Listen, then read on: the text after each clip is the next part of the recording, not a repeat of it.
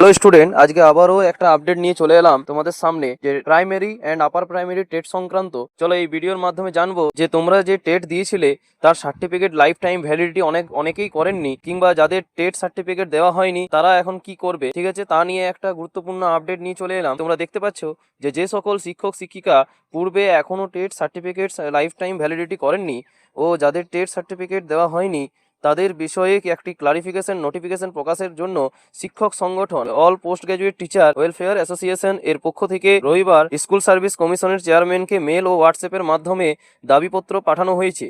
তাদের বক্তব্য যে স্কুল সার্ভিস কমিশনের পূর্বের দুটি নোটিফিকেশন সাপেক্ষে যাদের TET certificate life time validity কার্যকর হয়নি তার জন্য একটি নির্দেশিকা জারি হোক। 2011 সালের এসএসসি পরীক্ষার টেট সার্টিফিকেট অনেকেই পারিবারিক ও শারীরিক সমস্যার কারণে গত বছর আজীবন বৈধতাকরণ করাতে পারেননি। সংগঠন এর রাজ্য সভাপতি মনোজ কুমার মণ্ডল মহাশয়ের সাথে যোগাযোগ করা হলে তিনি জানান যে তাদের জন্য নভেম্বর মাসে এক সময়সূচি সহ নোটিফিকেশন প্রকাশ করার জন্য আবেদন জানিয়েছেন।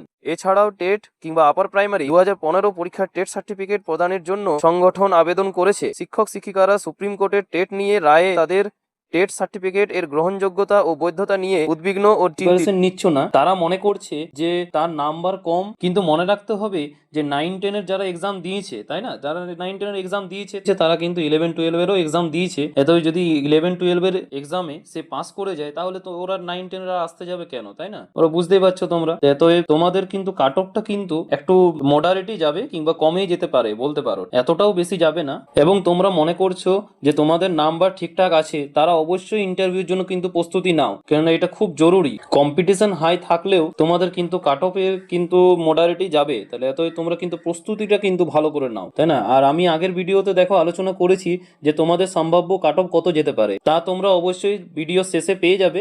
ওটা তোমরা ওয়াচ করো এবং দেখো যে তোমাদের ওই কাট অফটার আশেপাশে তোমাদের নাম্বার আছে কিনা। 1-2 নম্বর এদিক ওদিক হতে পারে, যদি থাকে তাহলে অবশ্যই তোমরা কিন্তু ইন্টারভিউর জন্য ডাক পাবে এবং তোমরা অবশ্যই প্রিপারেশন নাও, ঠিক আছে? তোমরা অনেকেই কমেন্ট করেছো যে তোমাদের এত নম্বর আছে, আমি তার কমেন্টে রিপ্লাই দিয়েছি।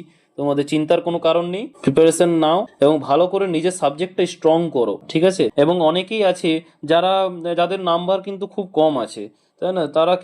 তারা এখন কি করবে, যেমন বলে দিচ্ছি যে যেমন হয়তো কোনো সাবজেক্টে হয়তো 28 উঠেছে, 29 উঠেছে কিংবা 30 উঠেছে, তাদের পক্ষে তো সম্ভব নয়, বলো, তাই না? কেননা এত কম কাট অফ যাবে না, তাই না? সবার পরীক্ষা মোটামুটি ভালোই হয়েছে। তো তারা এখন কি করবে? তাদের জন্য একটাই উপায়, সেটা হচ্ছে আপার প্রাইমারি যে টিচার টেট পরীক্ষা যে হবে তার কিন্তু প্রিপারেশন নেওয়া। প্রথমে বলে রাখি, এই ওয়েস্ট বেঙ্গল এসএলএসটি 2025 পর তোমাদের কিন্তু ইলেকশনের আগে আপার প্রাইমারি টেট হতে চলেছে, ঠিক আছে? এর এক্সাম হবে এবং তোমরা যদি ওটাতে পাস না করো না তাহলে তোমরা কিন্তু আপার প্রাইমারি টিচার কিন্তু হতে পারবে না। এত তোমাদের দেখো হাতে কম সময় আছে, 3 মাস টাইম আছে, তোমরা এখন থেকেই প্রস্তুতি নিয়ে রাখো, ঠিক আছে? কেননা এটা পাস না করলে তোমরা আপার প্রাইমারি টিচার বসতে পারবে না, তোমরা স্বাভাবিক ব্যাপার, তোমরাও জানো, ঠিক আছে? তোমরা কিন্তু এই 3 মাস কিন্তু ওটার জন্য প্রিপারেশন নাও, যাদের মনে হচ্ছে যে অনেক কম নাম্বার আছে এসএলএসটিতে, ঠিক আছে? এবং যারা হয়, আর আমি চাই যে তোমরা সবাই ইন্টারভিউর জন্য ডাক পাও, কিন্তু দেখো কি হয় শেষ পর্যন্ত। সেটা আমি সম্ভাব্য কাট অফ সম্পর্কে তো বলে দিয়েছি আগের ভিডিওতে, তোমরা দেখো ওখানে যেয়ে পরে। এবার বলে রাখি, আপার প্রাইমারি সম্পর্কে একটা গুরুত্বপূর্ণ ভিডিও আনার জন্য তাহলে অবশ্যই কমেন্টে জানাবে, ঠিক আছে? তাহলে আমি জানিয়ে দেবো যে এর এলিজিবিলিটি ক্রাইটেরিয়া কি, তোমাদের ভ্যাকেন্সি কবে বেরোবে বা বেরোতে চলেছে। তোমরা বুঝতেই পারছো ভোটের আগে কিন্তু তোমাদের প্রাইমারি টেটটা কিন্তু হবেই, 100% হবে। কেননা ভোট আছে সামনে, তোমরা 100% প্রিপারেশন নাও। কিন্তু আপার প্রাইমারি টিচার কবে বেরোবে সেটা বলা যায় না, কেননা তোমরা বুঝতেই পারছো এখন যা অবস্থা, যে ধকে এই এসএলএসটিটা করালো, কিন্তু আপার প্রাইমারি টিচার যে কবে হবে সেটা বলা মুশকিল। কিন্তু হ্যাঁ, এবং তোমাদের কাজ হচ্ছে প্রস্তুতি নেওয়া, তোমরা প্রস্তুতি নাও এবং সেটা পাস করে তোমাদের কিন্তু ওখানে আপার প্রাইমারি টিচারে তোমরা বসতে পারবে। তারপর জেনে নেবো তোমাদের যে আপার প্রাইমারি টেট যে পরীক্ষাটা হবে সেটা হচ্ছে কিন্তু তোমাদের মার্চ মাসে হতে পারে, বেশি চান্স আছে মার্চ মাসেই হওয়ার, ঠিক আছে? তো এখন ভিডিওর সাথে যুক্ত থাকো, তাহলে তোমাদের জানিয়ে দেওয়া হবে, চিন্তা করার দরকার নেই, ঠিক আছে?